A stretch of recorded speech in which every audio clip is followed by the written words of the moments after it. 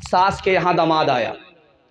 दामाद आ करके बैठा हुआ है कि आज मुर्गा मिलेगा खाने के लिए। सास चालाक थी कि एक दिन मुर्गा खिलाएंगे, रोज़ दामाद खाने के लिए आएगा। उसने सोचा कि आज इसका इलाज करते, कभी नहीं आएगा। खिचड़ी पका करके दे दिया। अब दामाद ने जो देखा खिचड़ी तो सर में दर्द हो गया।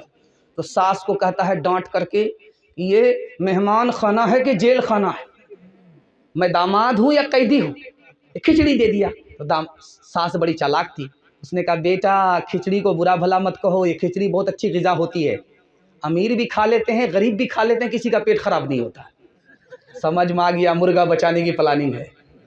तो दामाद ने कहा कि अम्मा खिचड़ी तो खिला रही हो लेकिन घी तो ला करके दो। अब बुढ़िया जो छुपा करके घी रखा था, ला करके ढक्कन खोला तो हाथ में हरकत थी, घी ज़्यादा पड़ गया। अब बुढ़िया को लालच हो गया कि सारा घी तो दामाद ही खा जाएगा। मंतिक से बुढ़िया ने कहा कि बेटा अकेले खाओगे बरकत नहीं होगी, साथ में शामिल कर लो, बरकत ही बरकत होगी। समझ में आ गया ये पूरा खिला नहीं सकती है, ये खाने देगी नहीं। तो कहा तो आप तो मेरी माँ हो, खा लो साथ में। बुढ़िया ने प्लेट को देखा तो दामाद की तरफ घी ज़्यादा है, अपनी तरफ कम है। दिमाग लगाया इस घी को टानना है अपनी तरफ। अब बेटा मैं तुमसे नाराज़ हूँ, तुमने मेरी बेटी को फला महीना में फला हफ्ते में ये दुख दिया है, ये दुख दिया है, ये दुख दिया है, सारा घी इधर टान लिया। दामाद भी उसी सास का था, समझ में आ गया कि बुढ़िया बहुत चालाक है। तो दामाद ने कहा कि अम्मा कौवे से ज़्यादा कौवे का बच्चा चालाक होता है। अगर मैंने वो दुख दिया है, वो दुख दिया है, वो दुख दिया है, तो ये सुख भी दिया है, ये सुख भी दिया है, ये सुख भी दिया, सारा घी इधर टान लिया। दुख सुख को मिलाना पड़ता है तब जिंदगी कटती है। जो न देखा न सुना है वो हुआ करता है, जो न देखा न सुना है वो हुआ करता है। अब तो बेपर का परिंदा भी उड़ा करता है, गालियाँ कोई दुआ कोई दिया करता है। अपना हर शख्स का किरदार हुआ करता है। अपने घर में भी सुकून से नहीं रह पाता मैं, अपने घर में भी सुकून से नहीं रह पाता मैं। रोज घर में मेरे तूफान उठा करता है, रोज घर में मेरे तूफान उठा करता है। घर का झगड़ा ख़त्म कीजिए, अल्लाह आपके घर को जन्नत बनाएगा। इतनी मोहब्बत इतना सुकून आपको घर में मिलेगा कि बाहर आपका दिल नहीं लगेगा। ये राज आपको बता रहा हूँ, आप लोग सुनने के लिए तैयार हैं? आपका जलसा निकल रहा है, सिर्फ एक पैगाम बाकी रह गया है। हाथ उठा दीजिए इंशाअल्लाह। बीवी की मरने के बाद कदर करेंगे, हाथ उठाइए इंशाअल्लाह। ध्यान से सुनिएगा। शौहर बीवी से झगड़ा क्यों करता है ये दिखा रहा हूँ। वो कहता यार मैं अगर अपनी माँ की बात नहीं मानता तो अच्छा था, मैं अपने चचा की बेटी से निकाह नहीं करता तो बहुत अच्छा था, मैं अपने रिश्तेदार में निकाह नहीं करता, फलां जगह कर लेता तो बहुत अच्छा था। और जानते हैं उसका झगड़ा क्या है शौहर का? शौहर का झगड़ा ये है कि मेरी बीवी मेरी तरह हो जाए। गलत है ये, कभी भी बीवी हमारी तरह हो ही नहीं सकती। और ये सोच लीजिए आप, जितनी भी ताकत लगाइए आप, हमारी बीवी हमारी तरह हो ही नहीं सकती। हमारा झगड़ा क्या रहता है कि हमारी बीवी हमारी तरह हो जाए। और सास का झगड़ा क्या रहता है जानते हैं? ये मेरे घर का पैसा अपने माँ बाप के यहाँ भेज रही है, बदगुमानी है। ये मेरे बेटे पर हुकूमत कर रही है, बदगुमानी है। मैं इस घर की मालिक हूँ, मेरी बहू मेरे घर की मालिक नहीं है। इसकी वजह से सास का झगड़ा रहता है। और बहू का झगड़ा क्या रहता है? जल्दी से आपका जलसा निकल रहा है, बिल्कुल बैठ जाइए, जलसा आपका निकल रहा है, दुआ तक आपका जलसा पहुंच गया है। ध्यान से सुनिएगा। बहू का क्या झगड़ा रहता है कि मुझे बाप ने रानी बना करके भेजा है, मैं किसी की नौकरानी नहीं हूँ। अगर आज दब गई ये लोग जिंदगी भर दबाएंगे। और ननद का भौजाई से क्या झगड़ा रहता है कि ये भाभी मुझको रोकने वाली कौन होती है, टोकने वाली कौन होती है, मेरी मर्जी है, मैं जहाँ जाऊँ, जिससे बात करूँ, जहाँ से आऊँ, ये भाभी मुझे टोकने वाली कौन होती है। अब देखिए झगड़ा कैसे ख़त्म होगा। सुनने के लिए आप लोग तैयार हैं? झगड़ा ख़त्म करने के लिए तैयार हैं? हाथ उठा दीजिए। बेटी की तरफदारी में दामाद को जेल भेजेंगे, हाथ उठाइए इंशाल्लाह बिल्कुल सही जा रहा है। ये देखिए इस पर भी कोई ना कोई हाथ उठा रहा है, जरा ध्यान से सुनिएगा। शौहर अपनी बीवी से कहे कि तुम मेरे माँ बाप की खिदमत करो, मैं तुम्हारे माँ बाप की खिदमत करूंगा, उसी दिन झगड़ा खत्म हो जाएगा। आप तजर्बा करके देख लीजिए। अगर बीवी का झगड़ा शौहर से होता है, शौहर का झगड़ा बीवी से होता है, तो शौहर अपनी बीवी से कह दे कि यार आज के बाद मैं तुम्हारे माँ बाप की खिदमत करूंगा, तुम मेरे माँ बाप की खिदमत करो, उसी दिन झगड़ा खत्म हो जाए। भाभी को ननद अपनी बड़ी बहन समझ ले और भाभी अपनी ननद को ननद नहीं छोटी बहन समझ ले, झगड़ा उसी दिन खत्म हो जाए। सास अपनी बहू को जिस दिन अपनी बेटी मान लिया, उसी दिन झगड़ा खत्म हो जाएगा। बहू जिस दिन अपनी सास को सास नहीं बल्कि माँ समझ लिया, उसी दिन झगड़ा खत्म हो जाएगा। एक औरत आई तावीज़ लेने के लिए, तो आमिल साहब ने पूछा कि क्यों तावीज़ लेना चाहती हो? कहा मेरा शौहर मुझको डांटता बहुत है, मारता बहुत है। तो कहा एक काम करो, मैं पानी पढ़ देता हूँ, जब भी तुम्हारा शौहर गाली बोले तुम मुंह में पानी रख करके बैठ जाना, कुछ नहीं बोलना। तो जब भी झगड़ा हो मियाँ बीवी में, तो औरत जल्दी से जाए, झट से पानी निकाले, तो 4 घूंट लेकर के बैठ जाए, झगड़ा खत्म। क्योंकि आमिल साहब को समझ में आ गया कि उसका हाथ चलता होगा, इसकी ज़बान चलती होगी। जिस दिन उसका हाथ चलना बंद हो गया, इसकी ज़बान चलना बंद हो गई, वही दिन वो घर जो टूटा फूटा है वो जन्नत बन जाए।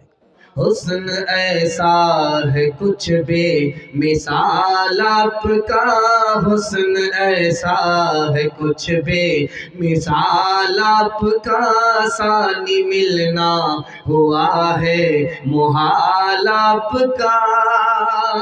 हुस्न यूसुफ पे शैदा न होती कभी, देखती गर जुलेखा जमाल आपका। जुल्म सहकर ये मुमकिन नहीं छोड़ दे, दामने दिल कशाये बिलाल आपका, चल दिए छोड़ कर अर्ज़ बतहा बिलाल, शाप गुजरा जो हिजरो मलाल आपका। कुछ क़यामत से भी कम नहीं वो घड़ी, जब जहाँ से हुआ है विसाल आपका। नात लिखने के सदक़े में अतहर मुझे, नात लिखने के सदक़े में अतहर मुझे, आ रहा है बराबर ख़याल आपका, आ रहा है बराबर ख़याल आपका। बिखरा हुआ जलसा बिल्कुल टूट गया, ऐसे जैसे कि शीशा टूटता है, बैठ गया ऐसे जैसे मुकदमा हार करके लोग बैठ जाते हैं। लेकिन अल्लाह का शुक्र है, टूटा फूटा हौसला शायरों की शायरी से, मेहमान के बयान से जुटा है। अल्लाह इसको सलामत रखे, हमारे सुनाने को, आपके सुनने को बेहद कबूल फरमाए। आप लोग यहाँ से लेकर के वहाँ तक सुनने के लिए तैयार है? दोनों हाथ उठाइए इंशाअल्लाह। दूसरे के लिए गड्ढा खोदेंगे, खुद उसमें गिर जाएंगे, हाथ उठाइए इंशाअल्लाह। 2-4 सवाल से मेरा पैगाम शुरू हो रहा है, आपको बिल्कुल बाईपास ले जा रहा हूँ। 5 पैगाम पर मेरा जलसा मुकम्मल हो जाएगा। 2 पैगाम जवानों के हवाले से आएगा, 2 पैगाम जो पिंडाल के अंदर मस्तूरात हैं, ख़वातीन हैं, उनके लिए आएगा, और 1 पैगाम दुनिया और आखिरत के हवाले से आएगा। आपका जलसा मुकम्मल हो जाएगा। बिल्कुल आपको बाईपास ले जा रहा हूँ, पेशानी आपकी मेरे सामने है। 3 सवाल से मेरा पैगाम शुरू हो रहा है। पहला सवाल है, हमारे नबी इतने बड़े नबी कैसे हुए? 4 वजह से। वो 4 वजह क्या हैं? ये मेरा पहला सवाल है। दूसरा सवाल है, जिब्रील फरिश्ता आसमान से ज़मीन में जल्दी में उतरा 4 मौके से, वो 4 मौके क्या थे? ये मेरा दूसरा सवाल है। तीसरा सवाल है, जिब्रील को असली शक्ल में हमारे नबी ने 4 मरतबा देखा। हमारे नबी का सीना 4 मरतबा चाक हुआ, कैसे, कहाँ कहाँ चाक हुआ, जिब्रील को कहाँ कहाँ देखा? ये तीसरा सवाल है। और आखिरी सवाल है, हमारे नबी पर आसमान से अल्लाह का पैगाम कितनी बार उतरा? ये आखिरी सवाल है। मुकम्मल सुनने के लिए तैयार हैं? एक बार जोश के साथ हाथ उठा दीजिए इंशाअल्लाह। पहला सवाल था कि हमारे नबी इतने बड़े कैसे हुए? 4 वजह से। हमारे नबी सारे जहान के लिए नबी बनाए गए। हर ज़माने के लिए नबी बनाए गए, इसलिए इतने बड़े नबी हुए। हमारे नबी की सीरत महफूज है, दूसरों की सीरत महफूज नहीं है, इसलिए इतने बड़े नबी हुए। हमारे नबी जो दीन लेकर के आए वो सबके लिए था, इसलिए हमारे नबी इतने बड़े हुए। और आखिरी बात, हमारे नबी पर जो हज़ारों साल से नबी के आने का सिलसिला चल रहा था वो ख़त्म हो गया, इसलिए हमारे नबी सबसे बड़े नबी हुए। 4 मरतबा जिब्रील को ज़मीन पर उतरना पड़ा जल्दी में। जिस वक्त इब्राहीम अलैहिस्सलाम को आग में डाला जा रहा था तो डाले जाने से पहले जिब्रील ज़मीन पर उतर गए।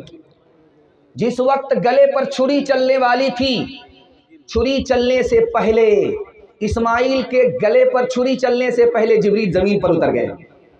जिस वक्त यूसुफ अलैहिस्सलाम को कुएं में डाला जा रहा था तो पानी छूने से पहले जिब्रील कुएं में उतर गए।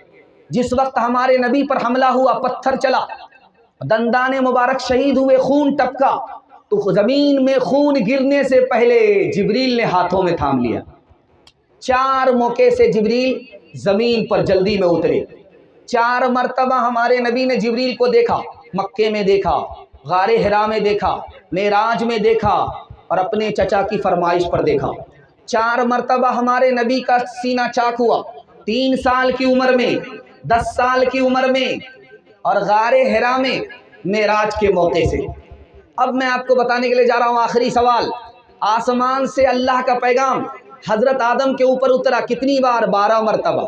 हज़रत ईसा के ऊपर 13 मरतबा, हज़रत इदरीस के ऊपर 4 मरतबा, हज़रत नूह के ऊपर 50 मरतबा, हज़रत इब्राहीम के ऊपर 42 मरतबा, हज़रत मूसा के ऊपर 500 मरतबा। और हमारे नबी बनाए गए, नबूवत का ऐलान हुआ और वफ़ात पाने से पहले 23 साल की उम्र हुई और अल्लाह का पैगाम हमारे नबी के ऊपर आसमान से ज़मीन पर कितनी बार उतरा? 24,000 बार। इंशाअल्लाह नबी का नाम आगे, काम पीछे, हाथ उठा दीजिए। दुआ का सयात काम आ रहा है, खुशी का मुबारक मकाम आ रहा है। ये किस ज़ात बरहक की है आमद आमद, फरिश्तों का पैग़ाम सलाम आ रहा है। ये कौन आज इंसान ने कामिल ज़मी पर बसद इज़्ज़तों तेरा आ रहा है। गुलामों यतीमों की बिगड़ी बनाने कोई मुनि से खासो आम आ रहा है। बशारत रसूलों ने दिया कि जिसकी वो लेकर खुदा का पैगाम आ रहा है, वो लेकर खुदा का पैगाम आ रहा है।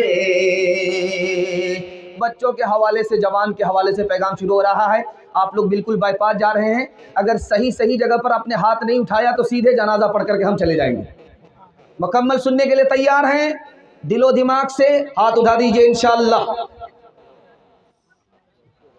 लड़का पैदल चल रहा है, उस्ताद घोड़े पर चल रहे। बाप ने पूछा कि मेरा बेटा पैदल चल रहा है, आप सवारी पर चल रहे हैं। तो उस्ताद ने कहा इसलिए इनको पैदल चला रहा हूं ताकि पैदल चलने वाले पर इसको रहम आ जाए। उस्ताद माँ बाप से भी बढ़कर के होते हैं। क्यों? माँ बाप दुनिया की आग से बचाते हैं और उस्ताद जहन्नम की आग से बचाता है। दूसरा नमूना सुनिएगा, ध्यान से सुनिएगा। शाह अब्दुल कादिर जिलानी रहमतुल्लाह अलैह उस्ताद है। शागिर्द दस्तरखान पर खाना खा रहा है, उस्ताद मुर्गा खा रहे हैं, शागिर्द दाल खा रहा है। तो आने वाली औरत ने कहा कि मेरा बेटा दाल खा रहा है, आप मुर्गा खा रहे हो। अभी ये शागिर्द है, मैं उस्ताद हूँ, मैं इसको मुर्गा खाने के लायक बना रहा हूँ, अभी ये दाल ही खाएगा, इसी के लायक। तीसरी मिसाल आ रही है, बहुत ध्यान से इसको सुनिएगा।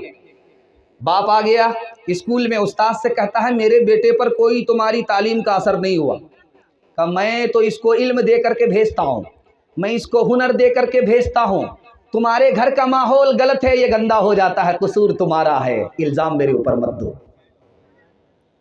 उस्ताद के पास बाप खड़ा है और कहता है मेरे बेटे को इतना क्यों सताते हो, मेरे बेटे के साथ इतनी सख्ती क्यों करते हो। उस्ताद का जवाब सुनिए, तुम्हारा बेटा बादशाह बनेगा, तुम्हारे बेटे की बात को सब पकड़ेंगे, इसलिए तुम्हारे बेटे के साथ ज़्यादा सख्ती कर रहा हूँ।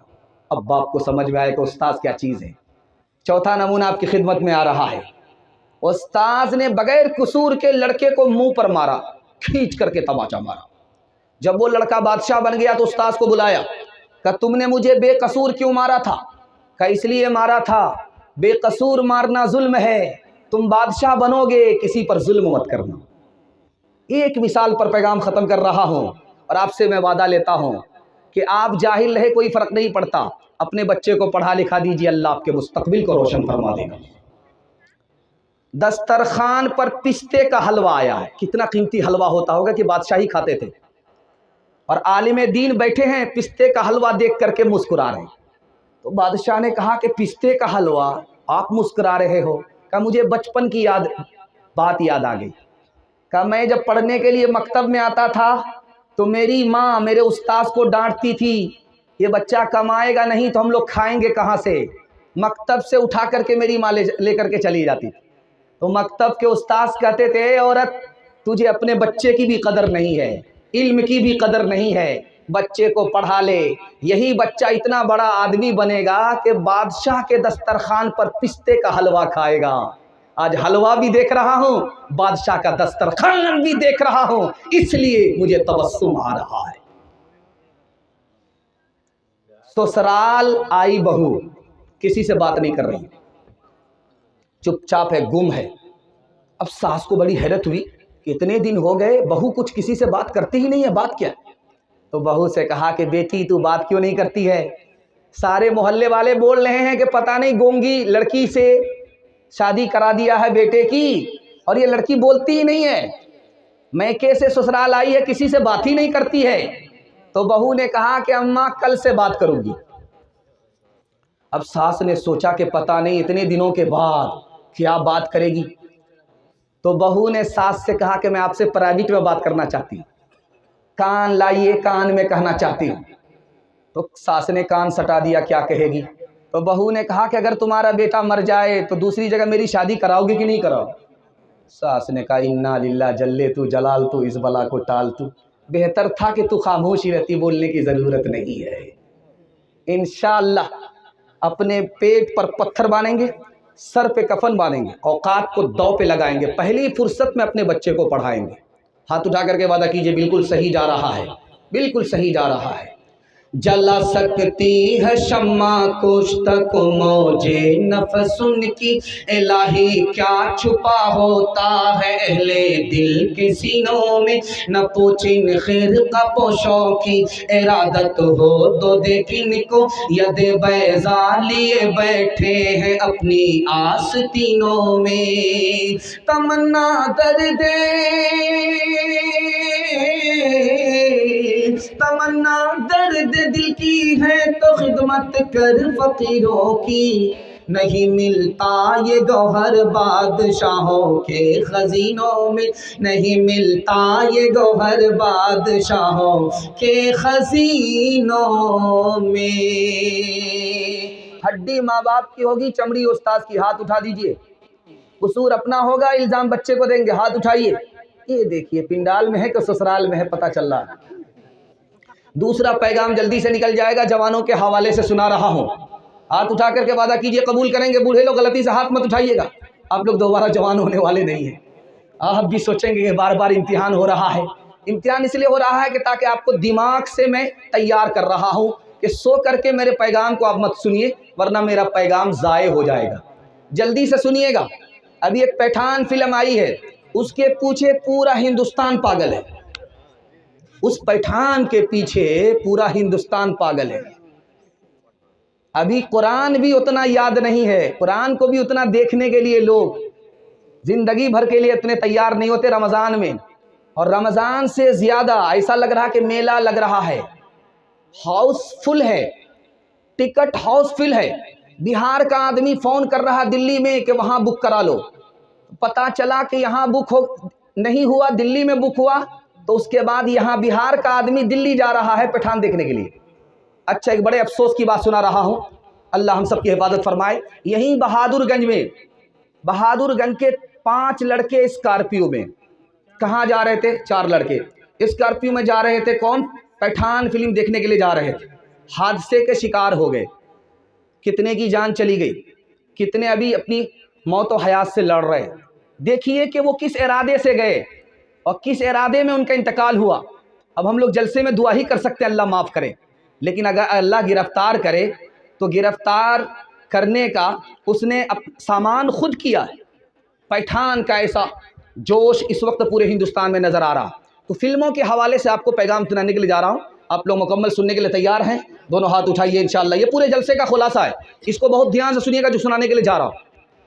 बेटी आकर के बाप से कहती है मैं गैर मुस्लिम से निकाह करना चाहती हूँ। वो गैर मुस्लिम इस मुल्क में नहीं है, बांग्लादेश में।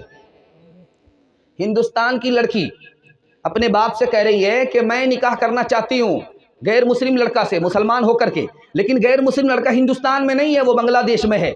तो बाप ने कहा बेटी तू हिंदुस्तान में, लड़का बांग्लादेश में, तुम्हारा उससे कैसे कांटेक्ट हुआ? कहा नेट के जरिए बांग्लादेश के लड़के से हिंदुस्तान की लड़की का कांटेक्ट हो गया। मुसलमान होकर के वो लड़की गैर मुस्लिम से निकाह करना चाहती है, उसकी आबरू अलग जाएगी, उसका ईमान अलग जाएगा।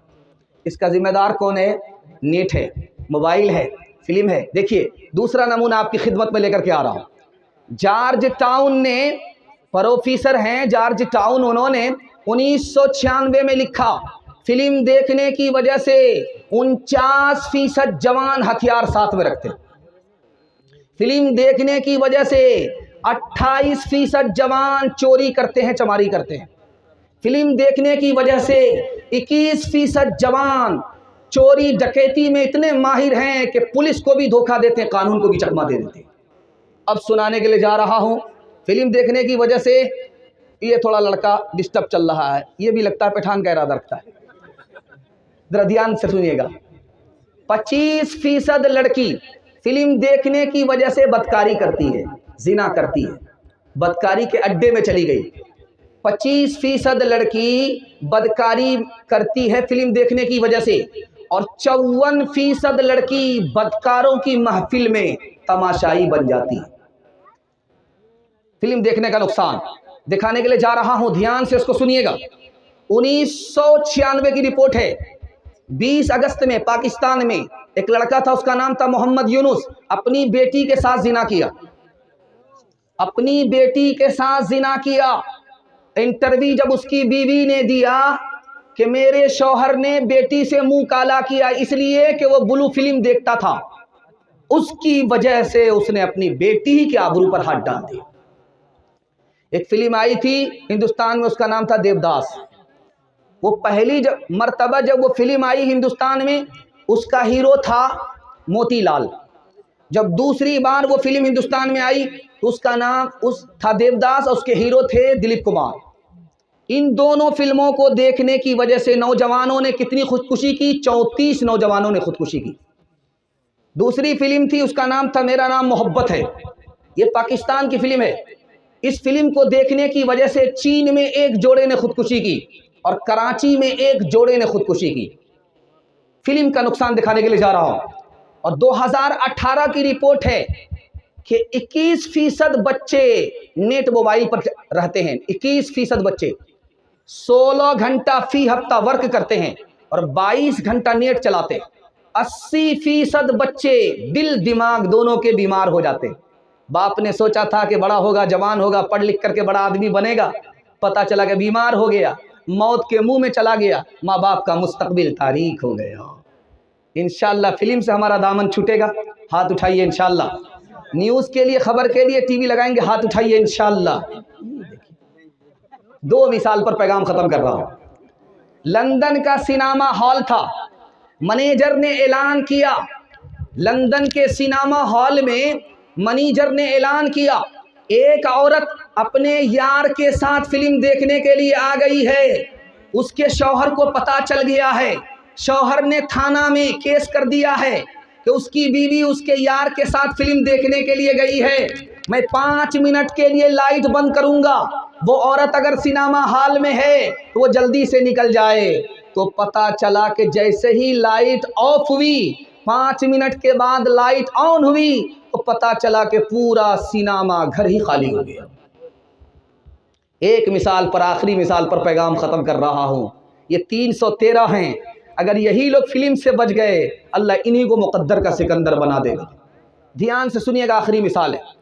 एक औरत कह रही है, यार मैं उसको भूल नहीं सकती, वो हमको भूल नहीं सकता, हम दोनों एक दूसरे को भूल नहीं सकते। कहाँ चला गया पता नहीं, बाल कितना प्यारा था, हीरो की तरह था, खूबसूरत कितना था, चांद की तरह था। मैं उसको भूल नहीं सकती, वो मुझे भूल नहीं सकता, हम दोनों एक दूसरे को भूल नहीं सकते। तो एक लड़की ने अपनी सहेली से पूछा कि वो कौन जिससे तुम्हारी शादी होने वाली थी? कहा नहीं, मेरा कुत्ता लापता हो गया। कद्र इंसानियत की क्या जाने वो जो कुत्तों से प्यार करते हैं। कुत्ता लखते जिगर है साहिब का, उससे बोसो किनार करते हैं।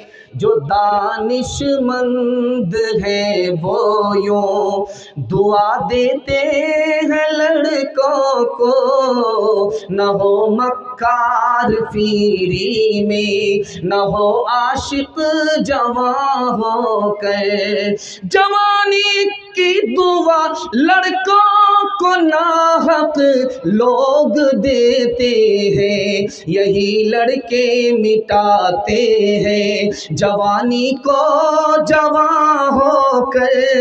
यही लड़के मिटाते हैं जवानी को जवां होकर। मुसलमानों संभल जाओ, मुसीबत आने वाली है, तेरी बर्बादियों के मशवरे हैं आसमानों में। न समझोगे तो मिट जाओगे हिंदोस्तां वालों। तुम्हारी दास्तां तक भी न होगी दास्तानों में, तुम्हारी दास्तां तक भी न होगी दास्तानों में। औरतों के हवाले से 2 पैगाम सुनने के लिए आप लोग तैयार हैं? दोनों हाथ उठाइए इंशाअल्लाह। लाठी से खबर लेंगे, हाथ उठाइए इंशाअल्लाह। ये देखिए, इस पर भी हाथ उठा रहे। बताइए लाठी खाने का इरादा है कि नहीं? ध्यान से सुनिएगा, जल्दी से निकल जाएगा। औरत के अंदर क्या खूबी होती है दिखाने के लिए जा रहा हूं। औरत की कदर कीजिए, वरना जब बीवी मर जाएगी तब आपको खून के आंसू रोना पड़ेगा। औरत की कदर पूछिए, उस बच्चे से माँ की कदर पूछिए जिसकी माँ मर गई है। उस बूढ़े से जोरू की कदर पूछिए जिसकी जोरू इंतकाल कर गई है। बहुत अजीब चीज़ है औरत, दिखाने के लिए जा रहा हूँ कितनी कीमती चीज़ होती है। ये मोती है, मोती, उसमें पानी होता है, इसलिए वो सोना से भी ज़्यादा कीमती, चांदी से भी ज़्यादा कीमती। वो पानी अगर निकल जाए उस मोती की कोई कीमत नहीं है। जिस औरत के अंदर शर्म हया हो, उस औरत से बढ़ कर के न मोती है, न सोना है, न चांदी है, सारी दौलत से बढ़ कर के। जिस औरत के पास शर्म हया है वो बाग की तरह है, जिसमें फूल भी आ रहा है, फल भी आ रहा है। औरत का सोना, औरत का ईमान। किसी औरत के पास अगर सोने का जेवर नहीं है, उसके पास ईमान है, तो सोने के जेवर से बढ़ करके उसके पास दौलत मौजूद है, ईमान की दौलत मौजूद है। तीसरी बात आपको बताने के लिए जा रहा हूं, बहुत ध्यान से सुनिएगा। कौन सी औरत नेक औरत है दिखाने के लिए जा रहा हूं। उसकी ज़बान बहुत मीठी है, ये बहुत नेक औरत है। उसके दिल में नेकी बहुत है, दिल उसका नेक है, यह औरत नेक है। उसकी आंख में हया है, यह औरत बहुत नेक है। उसका काम हर वक्त उसका हाथ काम में लगा रहता है, यह औरत नेक है। बेटी की तरह शौहर की खिदमत करे, माँ की तरह अपने शौहर को चांद समझे, दोस्त की तरह शौहर पर कुर्बान हो, आशिक की तरह अपने शौहर को चाहने वाली हो। देखिए, जब भी निकाह कीजिएगा तो औरत में 3 चीज़ को देख करके निकाह कीजिएगा। उम्र कम होना चाहिए, माल कम होना चाहिए, माल कम होना चाहिए, उम्र कम होना चाहिए, इल्म कम होना चाहिए। अगर आपने निकाह कर लिया, उसकी उम्र ज़्यादा है तो आपको नुकसान होगा, आप ही को ढोना पड़ेगा। माल उसके पास ज़्यादा है, इल्म उसके पास ज़्यादा है, उंगली पर वो आपको नचाएगी। औरत को देखने की 3 चीज़ें हैं। देखिए सीरत कैसी है, सूरत कैसी है, इबादत कैसी है। अगर सूरत में 1 नंबर, सीरत में 1 नंबर, इबादत में 1 नंबर, तो सारे जहान में 1 नंबर औरत है। हमारी औरत है, एक हूर है, दोनों में खूबसूरत कौन होगी? तो लिखा है दुनिया की औरत ज़्यादा खूबसूरत होगी। अब वो कैसे? हूर नमाज नहीं पढ़ती है, दुनिया की औरत नमाज पढ़ती है। हूर रोज़ा नहीं रखती है, दुनिया की औरत रोज़ा रखती है। रोज़ा रखने की वजह से, नमाज पढ़ने की वजह से इनका चेहरा चमक रहा होगा। उस चमक की वजह से हूर से ज़्यादा खूबसूरत दुनिया की औरत होगी। एक आदमी आया काजी के पास कि मैं शिकायत लेकर के आया हूँ बीवी की, मुझको बहुत परेशान करती है। तो एक आदमी बगल में बैठा हुआ था, उसने कहा कि जब तुमको शिकायत है तो तलाक दे दो। तो उस आदमी का जुमला सुनाने के लिए जा रहा हूँ, बड़ा खूबसूरत है, ज़िंदगी भर काम आएगा। उसने कहा यार तुम कहते हो तलाक देने के लिए, वो तो बहुत खूबसूरत है, उससे नफरत कैसे कर सकता हूँ? वो तो मेरे बच्चे की माँ है, उसको छोड़ कैसे सकता हूँ?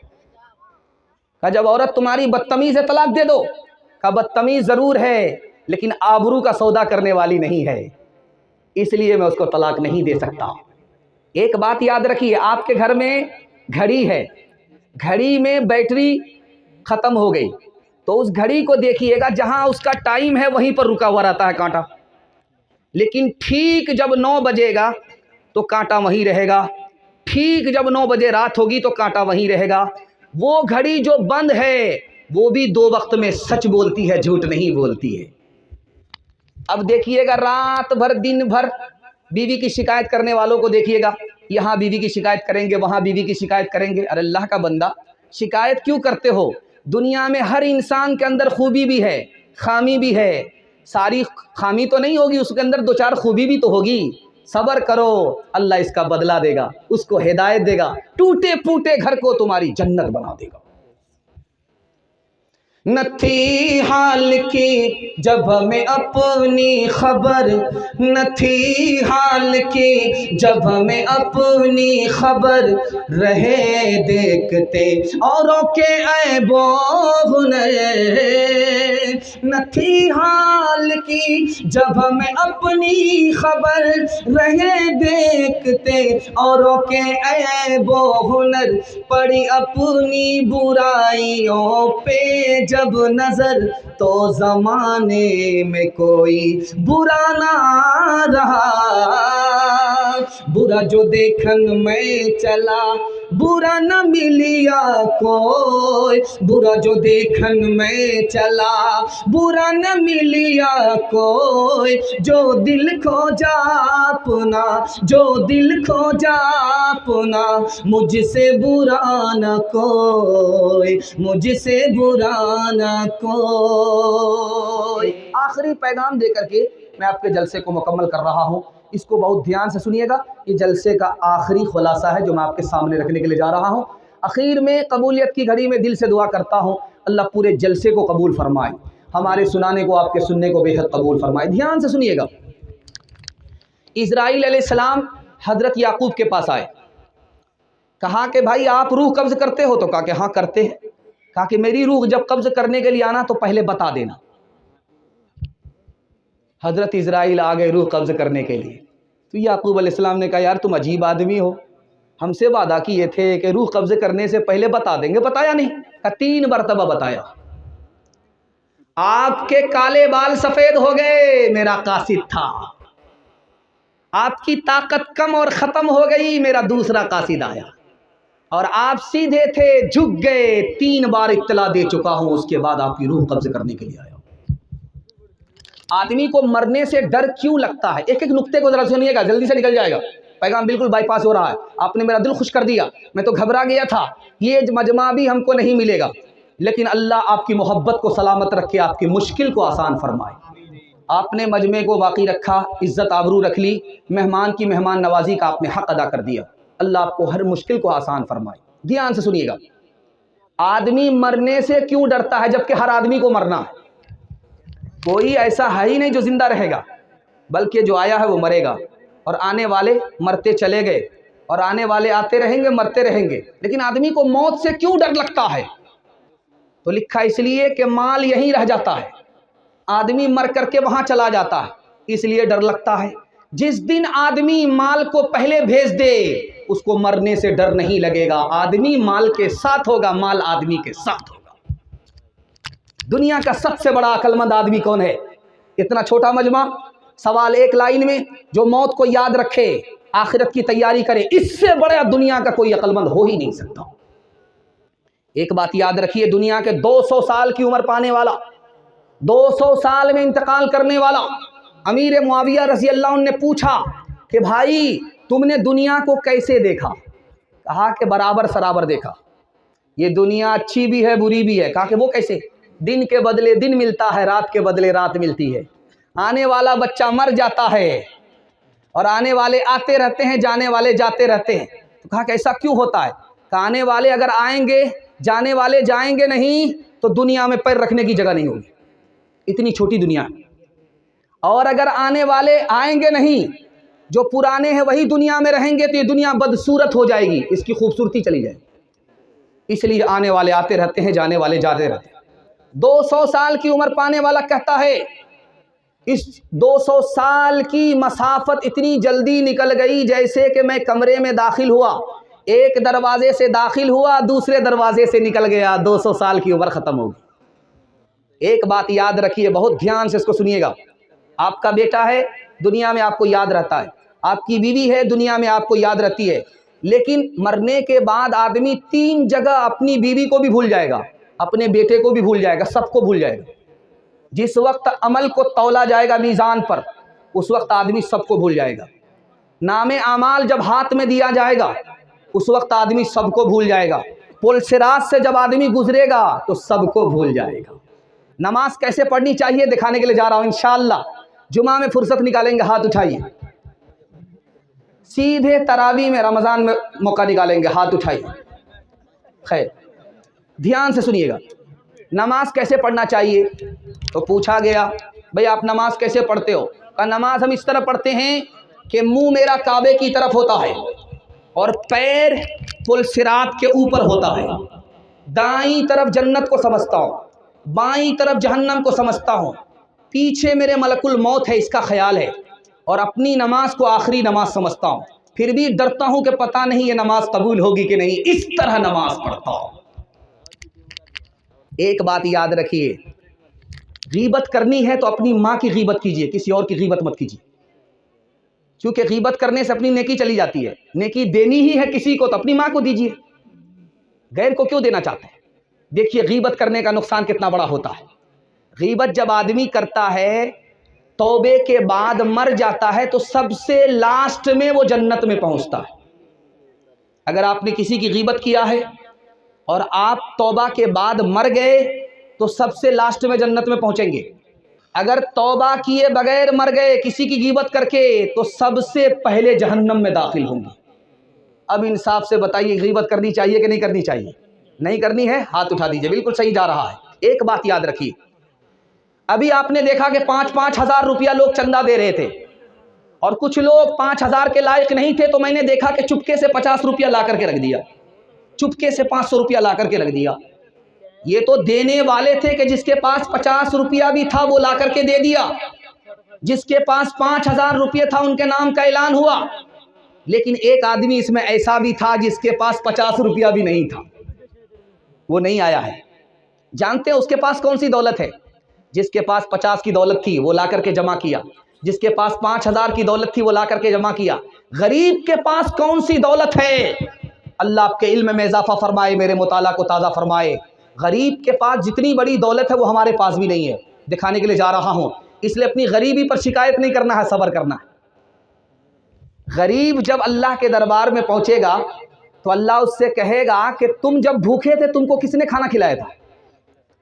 जब तुम प्यासे थे तो तुमको पानी किसने पिलाया था?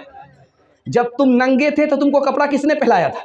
वो बताएगा फला अमीर आदमी ने मुझको भूखा था खाना खिलाया, नंगा था मुझको कपड़ा पहनाया। कहा कि उसको अपने जन्नत में साथ लेकर के जाओ। गरीब के पास जो दौलत है वो अमीर के पास नहीं है। गरीब से अल्लाह पूछेगा जो तुम्हें भूख में खाना खिलाया था उसको जन्नत में लेकर के जाओ। इसलिए गरीब को नज़रअंदाज नहीं करना है। कोई मांगे तो दे देना, नहीं है तो माजरत करना है, माफ़ कीजिए भाई साहब, मैं तो देना चाहता था, मेरे पास नहीं है। लेकिन धुतकारना नहीं है, डांटना नहीं है, ताना नहीं मारना। एक बात आखिरी सुन लीजिए, अल्लाह आपके इल्म में इजाफा फरमाए। जब भी आपको मुसीबत हो, जब भी आपको गम हो, जब भी आपके परेशानी हो, तो आपकी परेशानी खुशी में तब्दील हो जाएगी, आपकी मुसीबत ख़त्म हो जाएगी। कैसे? आप कोई नेकी कर लीजिए, अल्लाह की खुशी के लिए कोई नेकी कर लीजिए, देखिएगा चंद ही दिन के बाद अल्लाह आपको मुसीबत से निकाल देगा इंशाअल्लाह। दुनिया के लिए माल जमा करेंगे, आखिरत के लिए गुनाह। हाथ उठाइए, बिल्कुल सही जा रहा, ये देखिए इसमें भी हाथ उठा रहे। तुझे तुझे तुझे तेरे बचपन ने बरसों खिलाया, जवानी ने फिर तुझको मजनू बनाया।